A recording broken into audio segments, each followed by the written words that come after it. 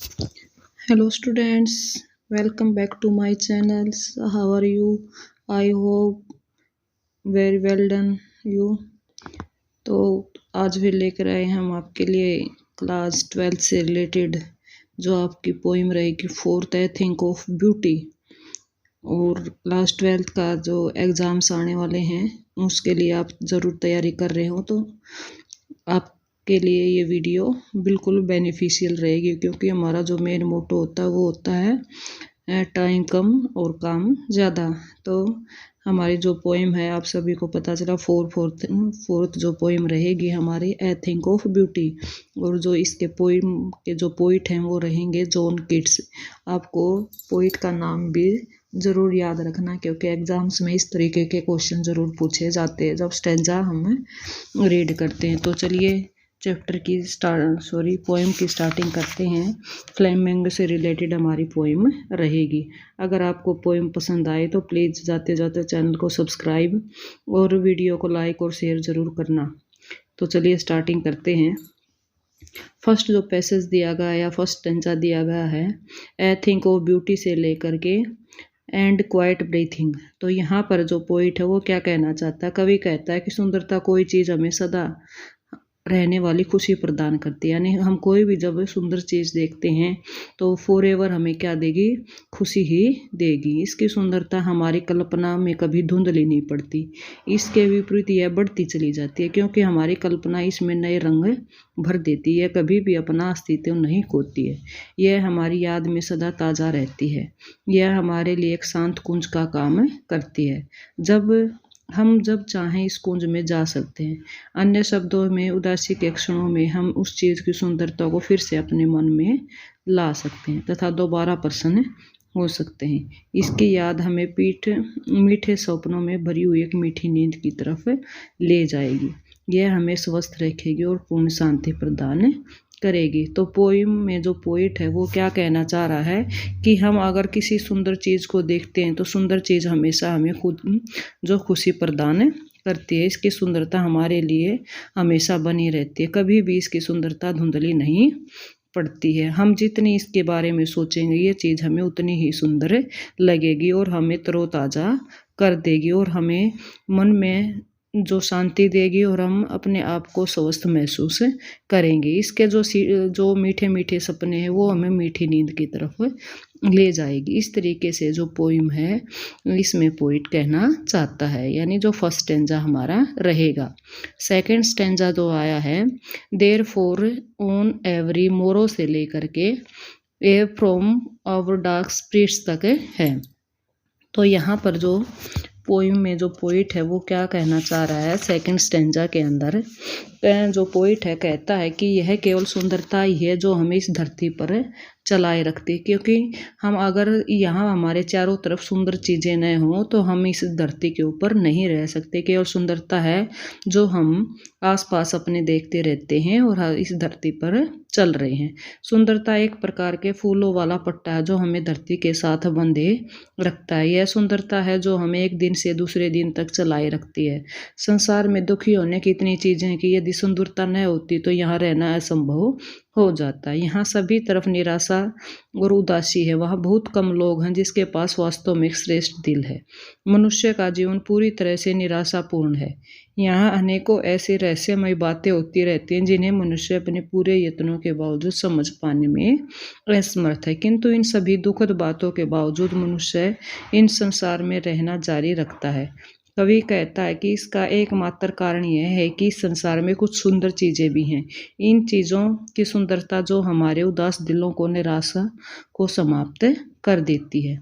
तो क्या कहना चाहा है कवि ने कि ये जो संसार है वैसे तो दुखों से भरा हुआ है। अगर हम सिर्फ इसके दुखों में समेटे रहेंगे तो आदमी का रहना यहाँ पर असंभव हो जाएगा। इसलिए कुछ जो नेचर ने अच्छी सुंदर चीज़ें बनाई हैं जिनको देखकर हम कल की कल्पना करते हैं और भविष्य में हम भी सोचते हैं कि हमारे साथ भी अच्छा होगा, और उन अच्छे कर्मों के लिए हम लगातार जो प्रयत्न करते रहते हैं। इन संसार में दुखी होने के लिए तो बहुत सारी बातें होती हैं, लेकिन खुशी को हासिल करने के लिए बहुत कम हमारे पास चांस होते हैं। इसलिए हमेशा हमें जो जो खुशी की तलाश करते रहना चाहिए। हर नई सुंदरता अपने इर्द गिर्द जो देखनी चाहिए कि हमारे पास बहुत सारी कुछ सुंदर चीज़ें भी हैं। वैसे ही संसार में कवि का जो तात्पर्य है कि संसार में बहुत सारे दुख हैं। हमेशा मनुष्य का जो जीवन है वो दुखों से घिरा रहता है, लेकिन कुछ छोटी छोटी खुशियाँ भी है। अगर हम अपने इर्द गिर्द छोटी छोटी खुशियाँ देखेंगे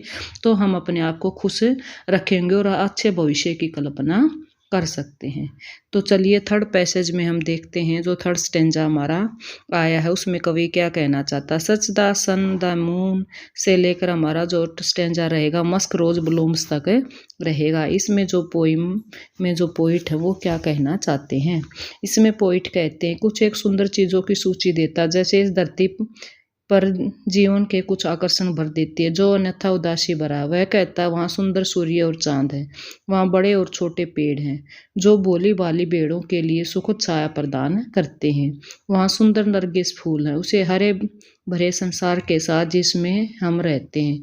वहाँ सवत जल वाली सरिताएं हैं जो अपने मार्ग के साथ साथ गर्म मौसम से बचने के लिए ठंड पहुँचाने वाली झाड़ियाँ बना लेती हैं। इसके अतिरिक्त जंगल के मध्य में छोटी छोटी झाड़ियाँ हैं जिनके मध्य कहीं कहीं सुंदर सफ़ेद गुलाल जो सफ़ेद गुलाब उगे हुए होते हैं। तो इस तरीके से जो कवि है क्या कहते कि इस नेचर ने कितने सुंदर सुंदर पेड़ दिए, कितने सुंदर सुंदर फूल दिए हैं। ये पेड़ क्या हैं जो मनुष्य को और पशुओं को क्या कर रहे हैं, छाया शीतल छाया दे रहे हैं। और साथ में क्या जो हरे भरे फूलों से ये संसार कितना सुंदर लगता है कि किस तरीके से सुंदर सुंदर फूल महकते हैं जो पूरे वातावरण में खुशबू भर देते हैं। और क्या कहते हैं कि जो नदियां हैं जो सरिताएं हैं वो कैसे झरझर कहकर बहती हैं जो मनुष्य के लिए ठंडा जल लेकर आती है और मनुष्य के बहुत सारे कार्य कर देती हैं। इसके अतिरिक्त जंगल के मध्य जो छोटी छोटी झाड़ियां हैं उनके ऊपर भी क्या लगे हुए हैं, सफ़ेद फूल लगे हुए हैं और खिले हुए हैं।